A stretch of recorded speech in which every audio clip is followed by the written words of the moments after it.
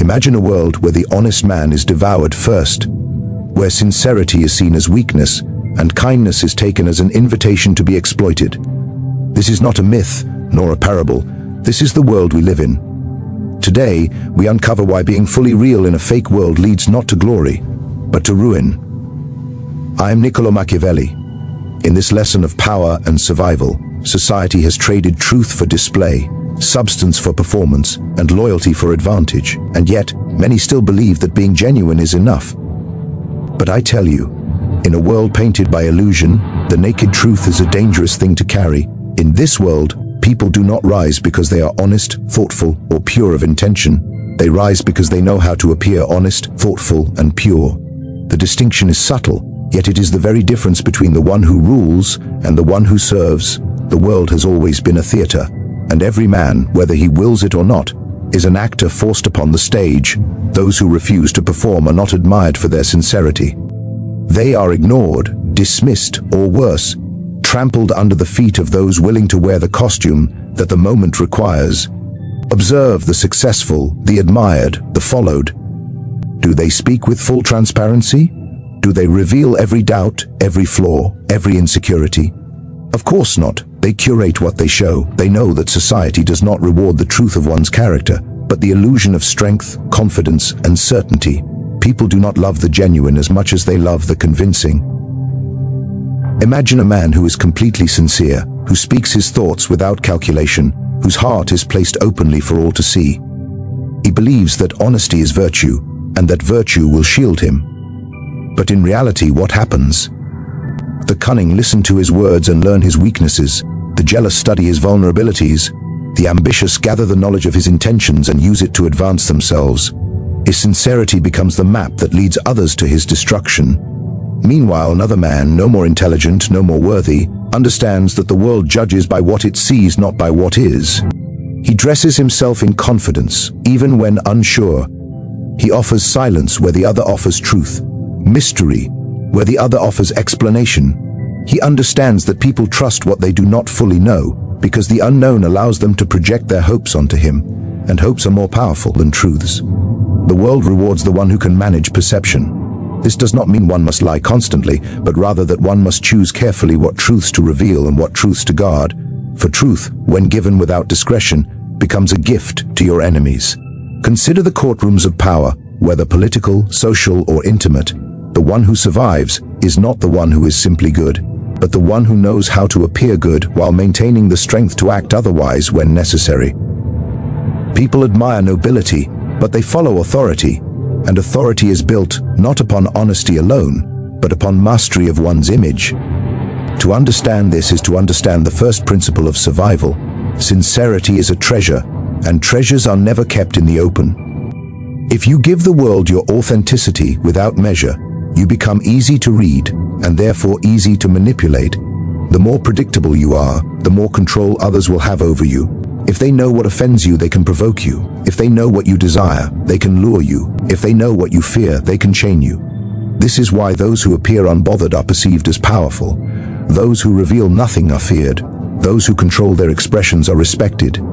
It is not that they are emotionless or insincere, but that they understand the cost of exposing their inner workings to those who have not earned such access.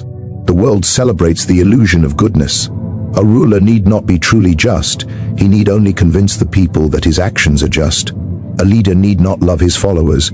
He need only show gestures that appear as love. The grand mistake of the naive is believing that virtue is self-evident.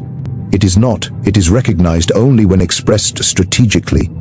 Even in personal relationships, sincerity alone fails. If you reveal your longing, people grow distant. If you show your attachment openly, people begin to value you less. If you speak your emotions without restraint, others use them to shape your behavior. The world teaches a cruel lesson. The more you give freely, the less your gift is valued. The more available you are, the more disposable you become. So what does one do? Adopt the elegance of restraint. Speak with intention, not compulsion. Reveal your heart slowly, not all at once. Let others wonder what you think, what you feel, what you intend.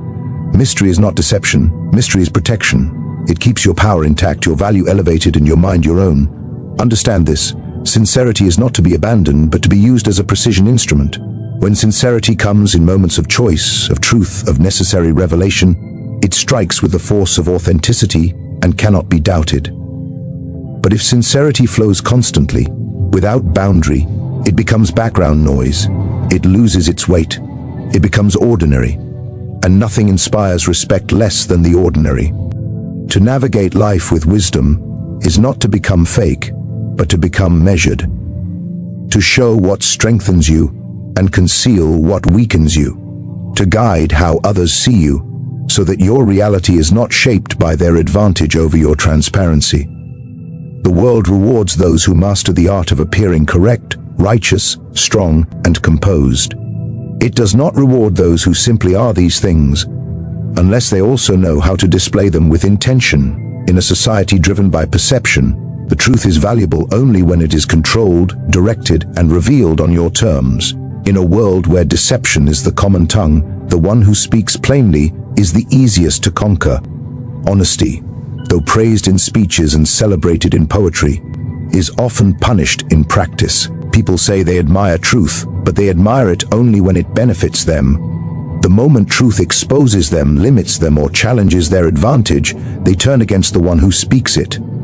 So the honest individual walks unknowingly into a battlefield with no armor, unaware that every confession, every emotion, every sincere declaration becomes ammunition in the hands of others. Imagine a man who opens his heart freely. He believes his transparency will create trust. He thinks that by showing who he truly is, others will show themselves in return.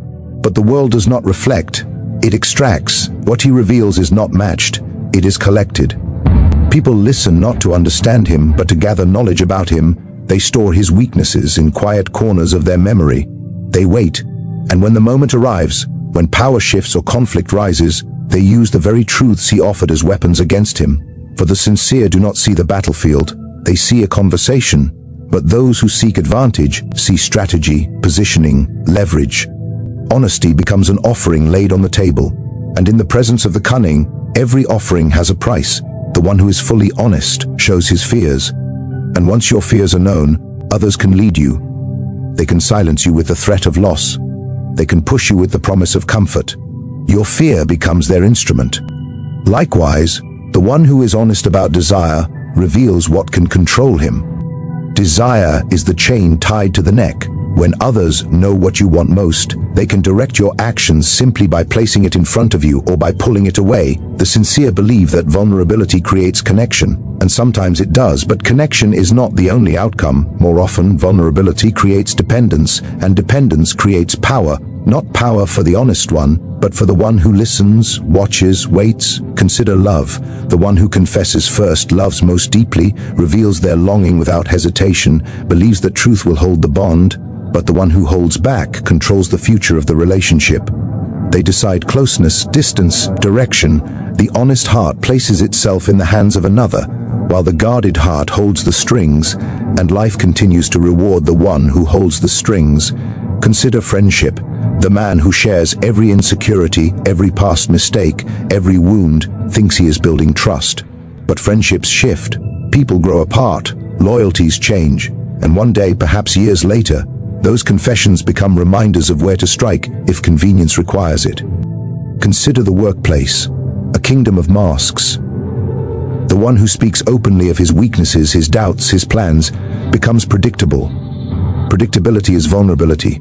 The one who reveals his goals allows others to block them. The one who reveals his frustrations gives enemies the blueprint to provoke him.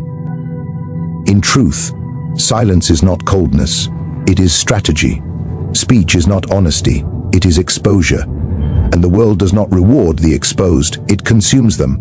But let us be clear, the lesson is not that honesty itself is flawed.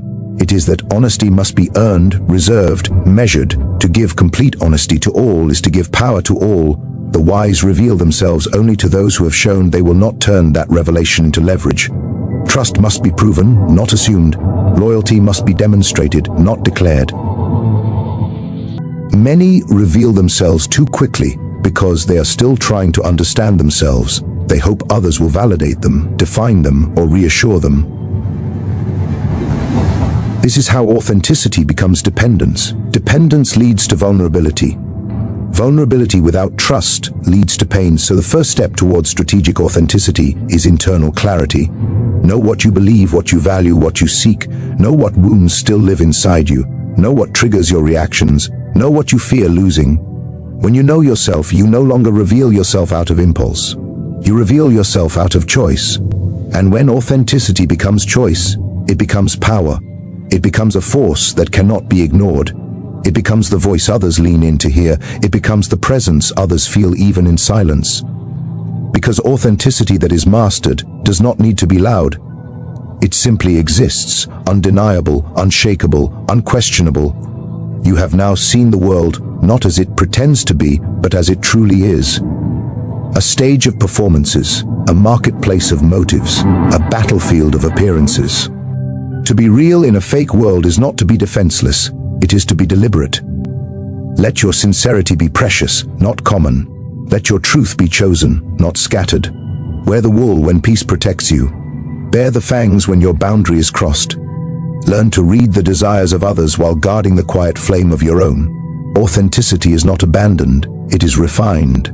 Strength is not shouted, it is known. And power does not belong to the one who reveals everything, but to the one who understands what must be shown and what must be concealed. Walk wisely, speak purposefully, move as one who sees the game and chooses when to play.